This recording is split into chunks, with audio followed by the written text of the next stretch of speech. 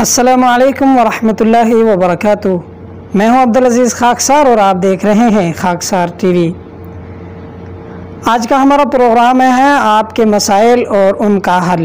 چند احباب نے ہمیں سوالات کیے تھے جن کا جواب طلب کرنے کے لیے خاکسار ٹیم نے حضرت مولانا مفتی افتخار احمد حفظہ اللہ ورعا، استاذ حدیث و تفسیر جامعہ محمدیہ قاسم العلوم محمود نگر سیڑھی خواجہ ضلع پونچھ جموں و کشمیر، ان کا بیان شروع کرنے سے پہلے آپ تمام سے گزارش ہے جن حضرات نے ابھی تک خاکسار ٹی وی کو سبسکرائب نہیں کیا ہے وہ خاکسار ٹی وی کو سبسکرائب کر دیں، بیل آئیکن کو بھی پریس کر دیں۔ اللہم صلی علی محمد بعدد کل داء و دواء وبارک وسلم علیہم یا رب صلی وسلم دائما ابدا علی حبیبک خیر الخلق کلہم۔ ناظرین کرام السلام علیکم ورحمۃ اللہ وبرکاتہ۔ آج کی نشست میں آپ کے مسائل اور ان کا حل کے حوالے سے چند سوالات اور ان کے جوابات لے کر آپ کی خدمت میں حاضر ہوا ہوں۔ ایک ساتھی نے سوال پوچھا ہے کہ واشنگ مشین میں اگر پاک کپڑوں کے ساتھ کوئی ناپاک کپڑا دھویا جائے تو وہ سب کپڑے پاک ہو جائیں گے یا نہیں؟ ناظرین، واشنگ مشین میں کپڑوں کو پاک کرنا جائز ہے، صاف کرنا جائز ہے، لیکن ٹیکنیکلی واشنگ مشینیں مختلف قسم کی ہوا کرتی ہیں۔ اگر کوئی واشنگ مشین ایسی ہے جس میں پانی صرف جمع ہوتا ہے، پانی خارج نہیں ہوتا، تو ایسی واشنگ مشین میں پاک کپڑوں کے ساتھ ناپاک کپڑے اگر ڈال دیے جائیں تو وہ سب کپڑے ناپاک ہو جائیں گے، جب تک کہ ان کو علیحدہ کسی بڑی ٹب میں یا جاری پانی میں یا کسی بڑی نل کے نیچے رکھ کر ان کو 3 بار نہ دھویا جائے۔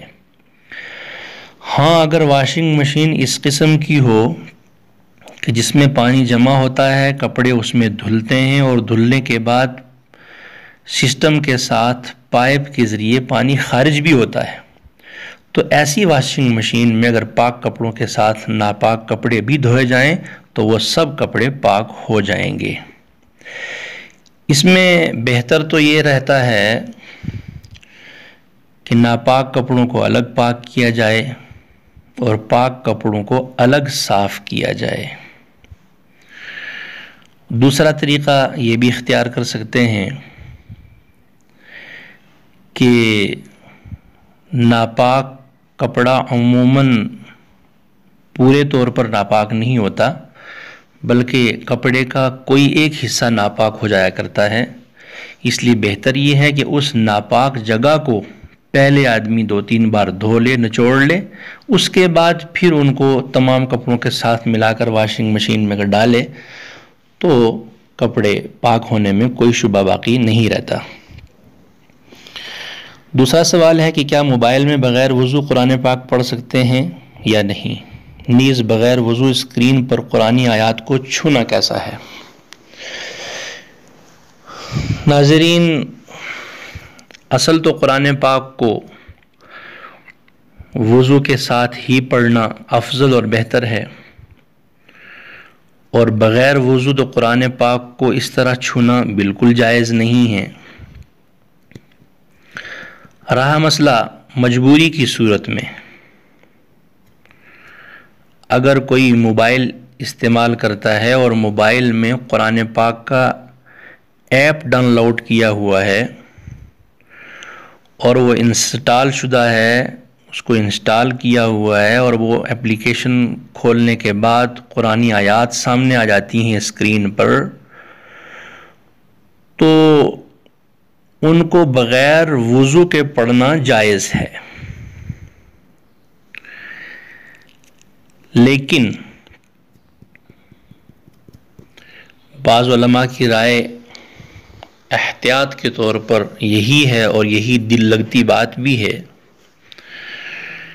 کہ اسکرین پر قرآنی آیات اگر نظر آ رہی ہیں تو بغیر وضو ان کو ہاتھ نہ لگایا جائے۔ ایک ہے جواز، ایک ہے احتیاط۔ جہاں تک تعلق ہے جواز کا، بغیر وضو موبائل میں قرآن پاک پڑھ سکتے ہیں۔ مجبوری کی صورت میں اسکرین کو بھی چھو سکتے ہیں جبکہ اسکرین پر قرآن آیات نظر آ رہی ہوں، چونکہ یہ ایک قسم کا عکس ہے، ایک شعاعیں ہیں جو اسکرین پر نظر آ رہی ہیں، اور اس عکس کو چھونے سے کوئی حرج لازم نہیں آئے گا، لیکن چونکہ جب اسکرین پر قرآنی آیات ہمیں نظر آ رہی ہیں تو اب ادب کا اور تعظیم کا تقاضا یہی ہے کہ ہم قرآن پاک کے آیات کو، الفاظ کو دیکھ کر اس میں بہت احتیاط کریں کہ اسکرین کو بغیر وضو ہاتھ نہ لگائیں۔ موبائل پر قرآن پاک پڑھنا یہ سب مجبوری کی صورتیں ہیں، اور آدمی سفر کر رہا ہے، کہیں ایسی جگہ مسجد میں بیٹھا ہے جہاں سے اٹھ کر جانے میں، صفیں توڑنے میں، اور پھر الماری سے قرآن پاک لے کر آنے میں، تلاوت کرنے میں کافی قسم کی دشواریاں ہیں، تو آدمی سمجھتا ہے کہ آسانی کے لیے اور بہت سے لوگوں کو تکلیف سے بچانے کے لیے جیب سے موبائل نکالا اور قرآن پاک پڑھنا شروع کر دیا۔ گاڑی میں بیٹھے ہیں، ٹرین میں بیٹھے ہیں، جہاز میں بیٹھے ہیں، تو یہ ساری وہ چیزیں ہیں جو مجبوری کی صورت ہے، تو بہرحال اس میں جواز بھی ہے اور احتیاط کا تو بہرحال خیال رکھنا چاہیے۔ ایک اور سوال کیا ہے کہ کس قسم کے انجیکشن سے روزہ ٹوٹ جاتا ہے۔ اس حوالے سے بھی علماء کرام کی مختلف آراء ہیں،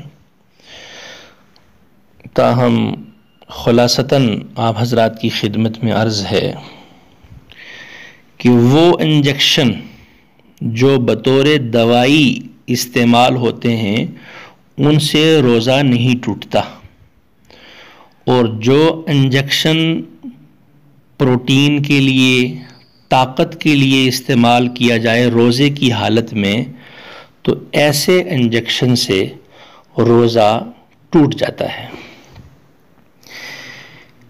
ایک اور سوال ساتھی نے کیا ہے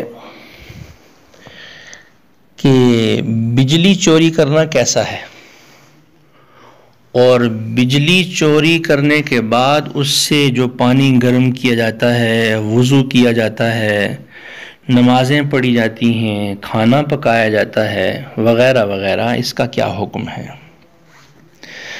ناظرین، اس حوالے سے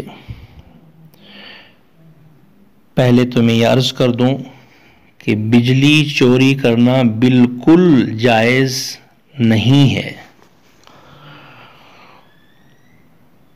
اور یہ ایک حکومت کی متعلقہ محکمے کی ایک دی ہوئی امانت ہے، اور اس امانت میں خیانت کرنا بالکل جائز نہیں ہے۔ بغیر اجازت چوری سے بجلی استعمال کرنا بالکل جائز نہیں ہے۔ ہاں، البتہ اگر کسی نے ایسا کر لیا اور اس سے جتنی نمازیں پڑھی گئی ہیں، جو کھانا استعمال کیا گیا ہے، بہرحال وہ جائز ہے، لیکن جو اس نے بجلی چوری کرنے کا گناہ کیا ہے اس کا گناہ تو بہرحال باقی رہے گا، لہذا اس چوری کرنے سے جہاں چوری کا گناہ لازم آتا ہے وہیں پر اور بہت ساری خرابیاں اور خدشات بڑھ جاتے ہیں۔ لامحالہ جس بجلی کو کوئی چوری کرے گا وہ اس کی روشنی میں قرآن پاک پڑھے گا، اس سے گرم کیے ہوئے پانی سے سردی میں وضو کر کے نمازیں ادا کرے گا، اور اس سے کھانا تیار کرے گا وغیرہ وغیرہ۔ یہ وہ ساری چیزیں ہیں جو عبادات میں شک پیدا کر دیتی ہیں، لہٰذا ایسی مشکوک چیز جو ہماری عبادت میں، ہمارے کھانے میں شک پیدا کر دے، ایسے گناہ کو فوراً ترک کرنا چاہیے۔ اگر کوئی ایسا عمل کرتا ہے تو اسے فوراً اس عمل کو چھوڑ دینا چاہیے، اور اس سے پہلے اگر کر لیا ہے تو اللہ کے حضور معافی مانگنی چاہیے اور فوراً اس کو ترک کرنا چاہیے۔ ایک اور سوال مظفر آباد سے حاجی عبدالحمید صاحب ہیں، حال مقیم سعودی عرب الباحہ، جنہوں نے سوال کیا ہے کہ ایک آدمی نے بیوی کو باپ کے گھر جانے سے منع کیا اور کہا کہ اگر گئی تو تجھے 3 طلاق. اب اس کا باپ مر گیا اور اس کے بعد وہ اس کے گھر گئی تو کیا طلاق ہوگی یا نہیں؟ ناظرین، اس حوالے سے بہرحال یہ ایک شرطیہ طلاق ہے، مشروط طلاق ہے کہ باپ کے گھر جانے سے منع کیا گیا، لیکن اسی دوران باپ کا انتقال ہو گیا اور اس کے بعد وہ اس کے گھر گئی، تو کیا ایسی شرط پوری ہو جانے سے طلاق واقع ہوگی یا نہیں؟ ناظرین، باپ کے مرنے سے قبل اگر یہ شرط پوری ہو جاتی تو طلاق واقع ہو جاتی، لیکن والد کا انتقال ہو گیا، اس کے بعد اگر وہ اپنے باپ کے گھر گئی جس گھر میں باپ اس کا والد رہتا تھا، تو اب اس صورت میں طلاق واقع نہیں ہوگی. قدر اس کی تفصیل یوں ہے کہ جس شرط کے ساتھ طلاق دی گئی تھی وہ شرط اب چونکہ یہاں فوت ہو چکی ہے، اور وہ اس اعتبار سے کہ باپ مر گیا تو جو جائیداد، جو گھر جس کا وہ وارث تھا، اس کے فوت ہو جانے سے، اس کے انتقال ہو جانے سے وہ ساری چیزیں اس کی ملکیت سے اب ختم ہو گئی ہیں. لہذا جب باپ کا انتقال ہوا تو وہ گھر جس میں باپ رہتا تھا وہ گھر اس کی ملکیت سے ختم ہو چکا ہے، اور ملکیت ختم ہونے کے بعد اب وہ دیگر ورثاء کی ملکیت بن گیا ہے. لہذا اس صورت میں جو شرط لگائی گئی تھی وہ شرط نہیں پائی گئی، لہذا طلاق واقع نہیں ہوگا. اللہ عالم وعلمہ احکم و اتم. پھر آپ کی خدمت میں حاضری ہوگی. والسلام علیکم ورحمۃ اللہ وبرکاتہ. اللہ حافظ. دوستو، آپ بھی ہمیں اپنے سوالات بھیج سکتے ہیں، میل کے ذریعے بھی بھیج سکتے ہیں. ہم نے اپنا واٹس ایپ نمبر بھی دیا ہے. آپ اس ویڈیو کے کمنٹ سیکشن میں بھی آپ اپنا سوال کر سکتے ہیں. دیجیے اجازت، ملتے ہیں نیکسٹ پروگرام میں. تب تک کے لیے خدا حافظ.